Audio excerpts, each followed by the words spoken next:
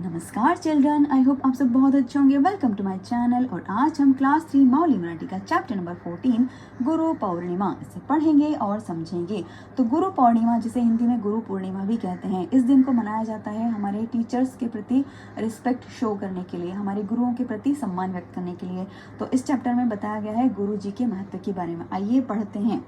आषाढ़ पौर्णिमा म्हणजे गुरु पूर्णिमा। आषाढ़ पौर्णिमा मतलब कि गुरु पूर्णिमा। तो जो आषाढ़ मंथ की पूर्णिमा होती है उसे गुरु पूर्णिमा के नाम से जाना जाता है। आषाढ़ मंथ या तो जून में हो सकता है, जुलाई में।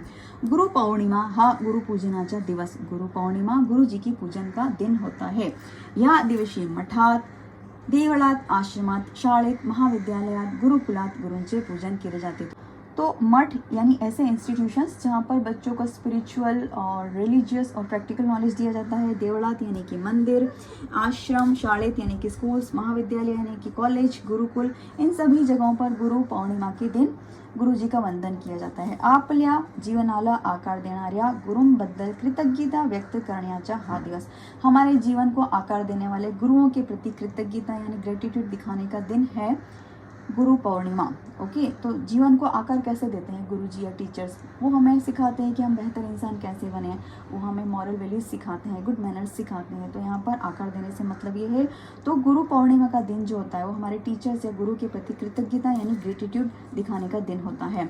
आपल्या भारतीय संस्कृतीमध्ये देवदेवता यांना जितके महत्व आहे तितकेच महत्व गुरु आणि सद्गुरु यांना आहे। तो हमारी भारतीय संस्कृति यानी हमारे इंडियन कल्चर में जितना इम्पोर्टेंस देवी देवताओं का है उतना ही इम्पोर्टेंस गुरु और सद्गुरु का है। यानी गुरु जी की तुलना देवी देवताओं से की गई है। मानवी जीवनातल्या जडणघडणीमध्ये गुरूंचे स्थान हे अनन्यसाधारण आहे। तो मानवी जीवनातल्या मीन्स जो ह्यूमन लाइफ है, मानव जीवन है, तो उसमें to form a better life, यहाँ पर ये जो वर्ड है जगणघडणीमध्ये, इसका मतलब ये है फॉर्म अ बेटर लाइफ। गुरुचे स्थान हे अनन्य साधारण आहे। तो हमारे मानव जीवन को या ह्यूमन लाइफ को एक सुंदर लाइफ बनाने के लिए गुरु जी का एक महत्वपूर्ण या एक अनन्य स्थान है। अनन्य साधारण का मतलब होता है यूनिक। तो गुरु जी का एक यूनिक प्लेस है हमारी ह्यूमन लाइफ को एक सुंदर ह्यूमन लाइफ बनाने में। गुरुमुळे आपल्या जीवनाला आकार मिळतो। गुरु जी की वजह से ही हमारे जीवन को आकार मिलता है। Our lives are shaped by teachers या गुरुज। तो जैसे कि मैंने अभी बताया, गुरुजी हमें अच्छे संस्कार देते हैं, अच्छा इंसान बनाना सिखाते हैं, मॉरल वैल्यूज़ देते हैं और भी बहुत सारे विषयों का ज्ञान देते हैं। तो एक तरह से वो हमारे जीवन को शेप देते हैं, आकार देते हैं। नवजात जन्मलेल्या बालकाची प्रथम गुरु माता असते। जब बच्चा जन्म लेता है तो उसकी प्रथम गुरु यानी उसकी फर्स्ट टीचर कौन होती है? उसकी माता, मम्मा, मदर। बाळ चालायला बोलायला लागले की त्याच्यावर संस्कार घडवतो तो पिता। जब बच्चा चलना और बोलना सीखने लगता है तब उस बच्चे में संस्कार कौन घड़ता है? पिताजी। तो संस्कार घड़ना यानी कि बच्चे को मॉरल वैल्यूज सिखाना, उसे एक अच्छा इंसान बनाना, उसे सही दिशा दिखाना, उसका मार्गदर्शन करना, तो ये सब शिक्षा कौन देता है? पिताजी। तो यहाँ पर संस्कार से मतलब ये है। शालेय जीवनात ज्ञान, कला, विज्ञान ह्यांचे जे आपल्याला धड़े देतात ते शिक्षक शिक्षिका। और जब बच्चा स्कूल जाना स्टार्ट करता है तो वो अलग अलग सब्जेक्ट्स जैसे कि आर्ट, साइंस और भी अलग अलग सब्जेक्ट्स पढ़ता है। तो ये सब्जेक्ट कौन पढ़ाते हैं? इनका ज्ञान कौन देता है? अलग अलग शिक्षक और शिक्षिका यानी टीचर्स। आपण कोण आहोत, आपल्या जन्माचे कारण काय आहे याचे ज्ञान गुरुमुळे मिळते। तो आपण कोण आहोत यानी कि हम कौन हैं, आपल्या जन्माचे कारण काय आहे, तो हमारे जन्म का कारण क्या है या हमारा जन्म किस लिए हुआ है। तो इन सब बातों का ज्ञान या इन सब बातों का नॉलेज हमें कौन देता है? हमारे टीचर देते हैं। हम अपनी लाइफ को सार्थक यानी कि वर्थ कैसे बना सकते हैं, यानी हमें अच्छे काम करने चाहिए, हमारे मोटिव अच्छे होने चाहिए, हमें दूसरों की भलाई करनी चाहिए। तो हम लाइफ में अच्छे काम करें, हमारी लाइफ को वर्थ बनाएं, तो इस चीज़ का नॉलेज हमें कौन देता है? हमारे टीचर्स। तो यहाँ पर इन दो लाइन्स का मतलब ये है। अशा अनेक व्यक्तिमत्वांमधून आपल्याला गुरुंचे महत्व कळते। तो ऐसी बहुत सारी पर्सनालिटीज़ हैं जिनसे हमें पता चलता है कि गुरु जी जो हैं वो कितने इम्पोर्टेंट हैं। तो अभी हम पढ़ेंगे कुछ ऐसे महान गुरुओं के बारे में। ओके, गुरु शिष्याच्या नात्याला एक अनन्यसाधारण महत्व आहे। जो गुरु शिष्य यानी कि गुरु डिसाइपल रिलेशनशिप है उसका एक अनन्य साधारण यानी कि एक यूनिक इम्पॉर्टन्स आहे. आपण कोणाचे तरी शिष्य आहोत या भावनेत एक कृतज्ञता वाटते. तो जब भी हम याद करते हैं हमारे टीचर्स को, मतलब ये सोचते हैं कि हम किसी टीचर के शिष्य हैं या किसी टीचर के स्टूडेंट हैं, तो ये याद करते हुए हमारा मन जो है ग्रैटिट्यूड से भर उठता है. यहाँ पर इन लाइन्स का मतलब ये है, भारतीय गुरु परंपरेत गुरु शिष्यांच्या जोड़ियाँ प्रसिद्ध आहेत. तो जो भारतीय गुरु परंपरा है उसमें गुरु और शिष्यों की कुछ जोड़ियाँ बहुत ज़्यादा फेमस हैं.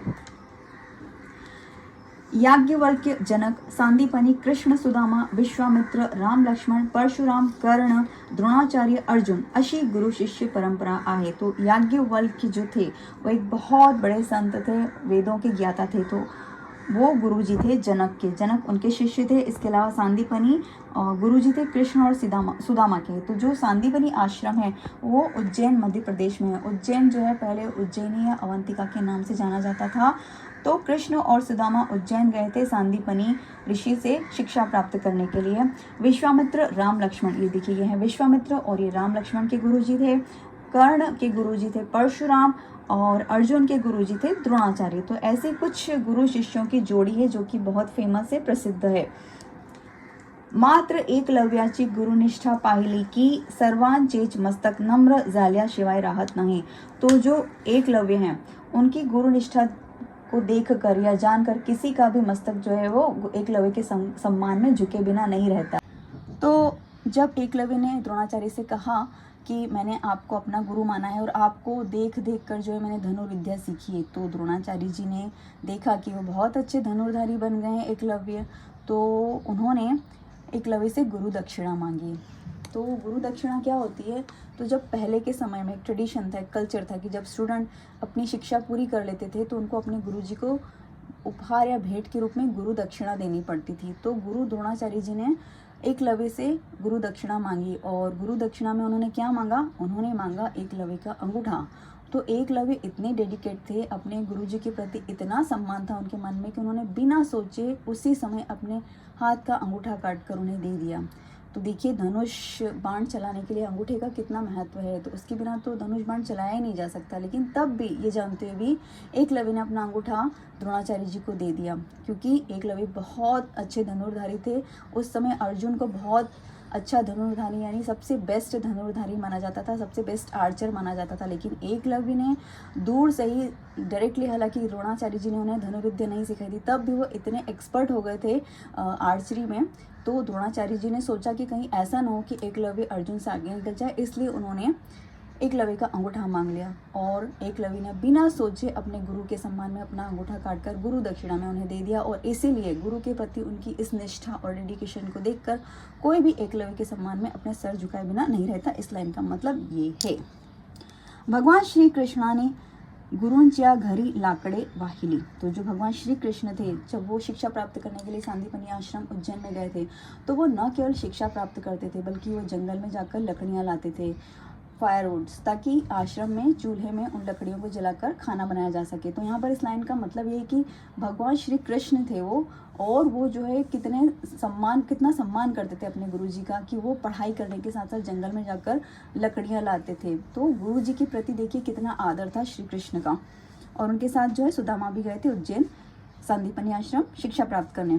संत ज्ञानेश्वरानी वडील बंधु निवृत्तिनाथ या नाच आपले गुरु मान लेते. जो संत ज्ञानेश्वर थे वो बहुत बड़े ज्ञानी थे. तो उन्होंने अपने बड़े भाई निवृत्तिनाथ को अपना गुरु माना. तर संत नामदेव साक्षात विठ्ठलाशी भाष्य करीत असत. और आपने संत नामदेव का भी नाम जरूर सुना होगा कभी न कभी. तो वे साक्षात विठ्ठल, तो विठ्ठल पंढरपुर जी जो हैं उन्हें भगवान कृष्ण का रूप भी माना जाता है. तो ऐसा माना जाता है कि संत नामदेव को इतना ज़्यादा आध्यात्म का ज्ञान था कि वो साक्षात विठ्ठल जी पंढरपुर से भाष्य करते थे, यानी संवाद करते थे, काइंड ऑफ कॉन्वर्सेशन करते थे. त्या नामदेवांचे गुरु होते विसोबा खेचर. तो नामदेव जी के गुरु का नाम था विसोबा खेचर. भारतीय संस्कृतीत गुरुला नेहमीच पूजनीय मानले आहे. तो भारतीय संस्कृति यानी इंडियन कल्चर में हमेशा से ही गुरु जी को पूजनीय माना गया है. इस लाइन का मतलब ये है, ज्यांनी महाभारत पुराणे लिहिली त्या व्यास मुनीना आपण वंदन करतो. तो जिन महर्षि वेदव्यास ने महाभारत ग्रंथ की रचना की उन्हें हम वंदन या नमन करते हैं. त्यांच्या सारखे श्रेष्ठ गुरुजी आचार्य अद्याप झाले नाही. तो उनके समान श्रेष्ठ गुरुजी या आचार्य अभी तक या आज तक नहीं हुए. व्यासाना शास्त्रात देवाप्रमाणे मानले आहे. तो महर्षि वेदव्यास को जो हमारे धार्मिक ग्रंथ हैं, जो हमारे जो स्क्रिप्चर्स हैं या हम जिन्हें कहेंगे रिलीजियस टेक्स्ट हैं, तो उनमें महर्षि वेदव्यास को देवा प्रमाणे मीन्स देवताओं के समान माना गया है. तो जो महर्षि वेदव्यास हैं जिन्होंने महाभारत ग्रंथ की रचना की, उन्हें एक बहुत महान महर्षि या गुरु माना गया है और उनकी तुलना जो है देव यानी भगवान से की गई है. एवढेच नव्हे तर महर्षि व्यास हे भारतीय संस्कृतीचे शिल्पकार आहेत. तो महर्षि वेदव्यास को भारतीय संस्कृति यानी इंडियन कल्चर का शिल्पकार यानी कि आर्किटेक्ट कहा जाता है. ज्या ग्रंथात धर्मशास्त्र, नीतिशास्त्र, व्यवहारशास्त्र, मानसशास्त्र आहे असा सर्वश्रेष्ठ ग्रंथ त्यांनी लिहिला. तो महर्षि वेदव्यास ने महाभारत महाग्रंथ की रचना की और इस महाग्रंथ यानी महाभारत में क्या क्या मेंशन है, किन किन चीज़ों का जो है उल्लेख है, जैसे कि धर्मशास्त्र यानी कि थियोलॉजी, नीतिशास्त्र यानी कि इथिक्स, व्यवहार शास्त्र यानी कि प्रैक्टिकल नॉलेज और मानस शास्त्र यानी कि साइकोलॉजी. तो महाभारत में इन सारे कंटेंट्स का उल्लेख है या महाभारत में ये सारी चीज़ें मेंशन्ड है. तो आप सोच सकते हैं कि महाभारत कितना महान ग्रंथ है और ऐसे महान ग्रंथ की रचना की महर्षि वेदव्यास ने. ज्ञानियांचा राजा म्हणून ज्याला मानतात त्या ज्ञानेश्वरांनी सुद्धा ज्ञानेश्वरी लिहिताना. तो ज्ञानियों के राजा के नाम से जाने जाने वाले संत ज्ञानेश्वर ने सुद्धा ज्ञानेश्वरी नाम का ग्रंथ लिखा. तो संत ज्ञानेश्वर का नाम आपने कभी ना कभी ज़रूर सुना होगा. तो उन्होंने महाभारत का ट्रांसलेशन किया है मराठी भाषा में. तो जब संत ज्ञानेश्वर सुद्धा ज्ञानेश्वरी लिख रहे थे तो इस ग्रंथ को लिखने से पहले या लिखने की शुरुआत करने से पहले उन्होंने महर्षि वेदव्यास को याद किया या महर्षि वेदव्यास को स्मरण किया, क्योंकि महाभारत ग्रंथ की रचना महर्षि वेदव्यास ने की थी और संत ज्ञानेश्वर मराठी में उस ग्रंथ का ट्रांसलेशन करने जा रहे थे. तो इसलिए शुद्ध ज्ञानेश्वरी लिखने से पहले महर्षि ज्ञानेश्वर या संत ज्ञानेश्वर ने महर्षि वेदव्यास को याद किया और इस तरह से उन्होंने अपने ग्रंथ शुद्ध ज्ञानेश्वरी को लिखना शुरू किया. गुरूंच्या उपकाराने आपले मन कृतज्ञतेने भरून येते. तो गुरुजी या शिक्षकों के उपकार से हमारा मन कृतज्ञता यानी कि ग्रैटिट्यूड से भर उठता है. तेव्हा आपल्या तोंडून श्लोक बाहेर पडतो. तो इस तरह से जब हम हमारे गुरुजी या टीचर्स को याद करते हैं और हमारे मन में जब ग्रैटिट्यूड वाला भाव आता है या इमोशन आता है तो हमारे मुंह से एक ही श्लोक निकलता है या हमें एक ही श्लोक याद आता है. कौन सा है वो श्लोक?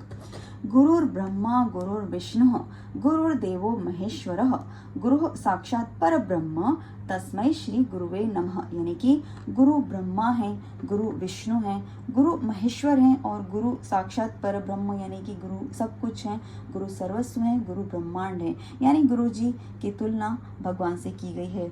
तो इस तरह से गुरुजी के सम्मान के बारे में, गुरुजी के महत्व के बारे में इस चैप्टर में बताया गया है. और इस तरह से हमने इस चैप्टर को पूरा किया. तो हमें हमेशा हमारे गुरुजी का, हमारे टीचर्स का, हमारे शिक्षकों का सम्मान करना चाहिए. तो इस तरह से हमने चैप्टर पूरा किया. अब देखते हैं शब्द संपत्ति यानी कि वोकेबुलरी. सबसे पहले है देऊळ जिसका मतलब होता है मंदिर, टेम्पल, फिर है प्रथम जिसका मतलब होता है पहला, फर्स्ट, फिर है पूजनीय जिसका मतलब होता है वंदनीय, रिस्पेक्टेबल, वंदन जिसका मतलब होता है नमस्कार, सल्यूट. तो इस तरह से चैप्टर पूरा हुआ. इस चैप्टर के क्वेश्चन आंसर्स हम नेक्स्ट वीडियो में कंप्लीट करेंगे. Thank you for watching.